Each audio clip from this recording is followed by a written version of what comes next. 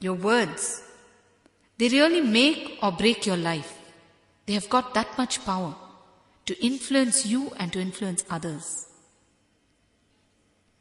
For example, when I utter the word cow, immediately what happens?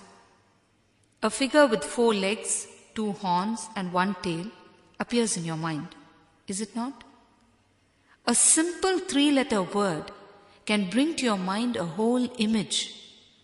Words are that powerful.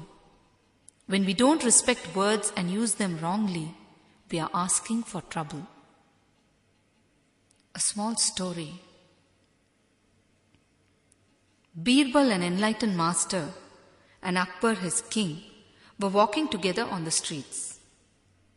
They saw a sandalwood dealer, and Akbar said to Birbal, "I don't know why, but I feel like hanging this man." A month later, they walked past the same sandalwood dealer, and Akbar this time said, "It's strange, but I feel like giving this man some endowment now."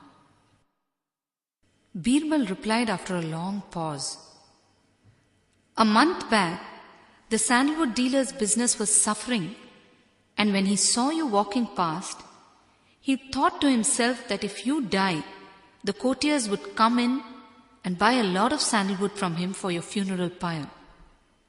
He sent out these negative vibrations which prompted you to feel hatred towards him.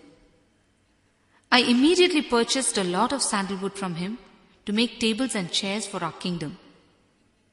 Today, he feels very grateful towards you, and you have been struck by these positive vibrations. And therefore you feel like giving him some endowment. Understand that your thoughts have a lot of power in themselves. It is therefore very important that you have a worry-free and clear mental setup." Yes, what is your question? Swamiji, there are books that say, don't sweat for small stuff. But small things do matter, is it not, Swamiji? When you function with intelligence, you will not fall into the category of sweating for small stuff. A small story. A young man went to visit his friend, and he found him scraping the wallpaper off the wall. He asked him, "Are you repainting?" The friend replied, "I am moving house."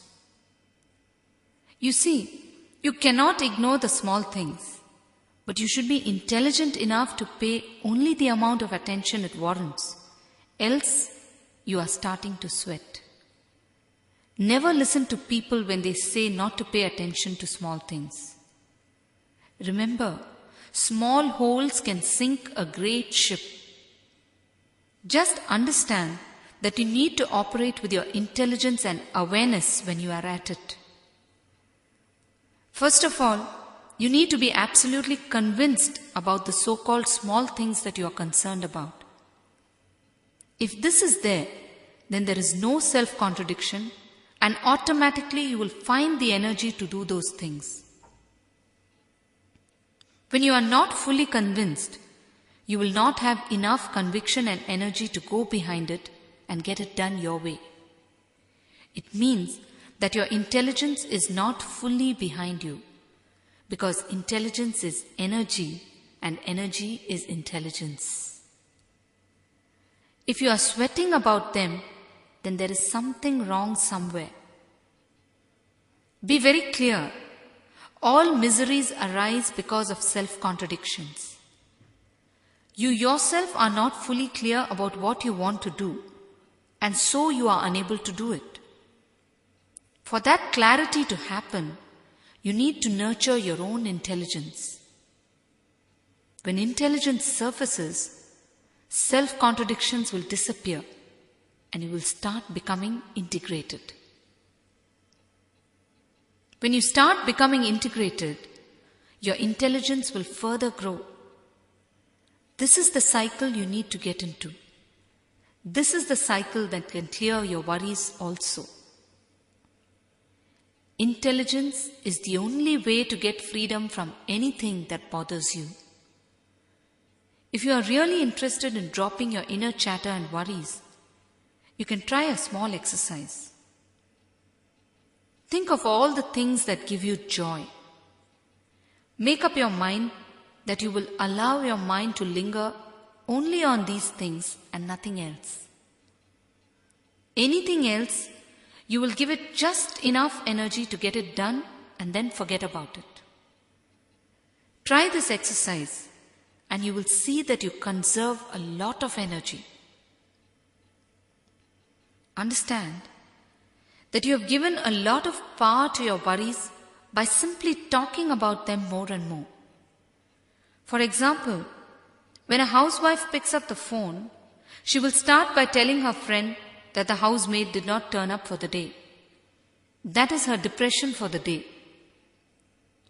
If you are really depressed about the maid not coming, and you are really interested in coming out of it, then you should simply drop it and finish doing the work yourself. Doesn't this sound more logical? But what do?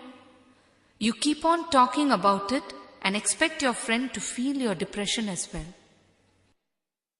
If she did not sympathize with you, or if she tells you that this is how life is and you have to move on, you will make another call to another friend and tell that friend about how inconsiderate this friend was. Just think, if you really wanted to move on with your life, you would appreciate the words of the friend, is it not? If you really wanted to come out of the depression and move on with life, you would definitely spend your intelligence on doing that. But why are you reacting differently? The reason is, you are so comfortable just talking about your worries and not finding a way out of it. If you start doing the small exercise I just gave you, you will see that all your worries simply disappear and you acquire a new mental setup altogether. You will find a surge of energy within you because all the energy that you previously spent on harboring your worries is suddenly available to you.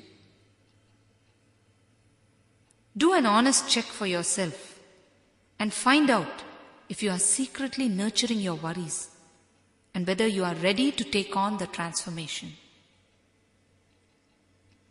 When you stop going behind your worries, you will be able to see how others are helplessly caught up in that cycle. You will be able to see how they magnify their worries by endlessly talking about them to people. This talking about worry is what I call worrying about the worry. Only when you are able to watch this will it stop.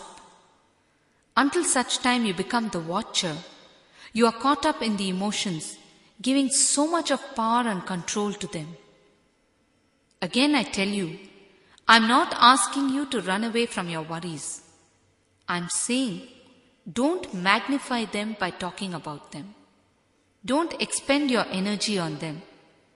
Instead, address them for what needs to be done so that they stop worrying you. Address them without any loss of time, that's all. Check yourself to find out if you are starting to feel comfortable with your worries. This is the scale to see if worries are controlling you or you are controlling your worries. If you are feeling comfortable talking about them repeatedly without taking any action, then worries are controlling you. If you don't linger on them and address them correctly, then you are controlling them. Yes, what is your question? Swamiji, earlier you mentioned about drinking. My husband drinks ever so often, claiming that he drinks to forget his worries. What do I do? As I told you, this is a common problem. Anyhow, if your husband was here, it would have been helpful. If you analyze the habit of drinking, you will understand how self-contradictory you are. Let me try to explain. You drink to feel joyful, but you end up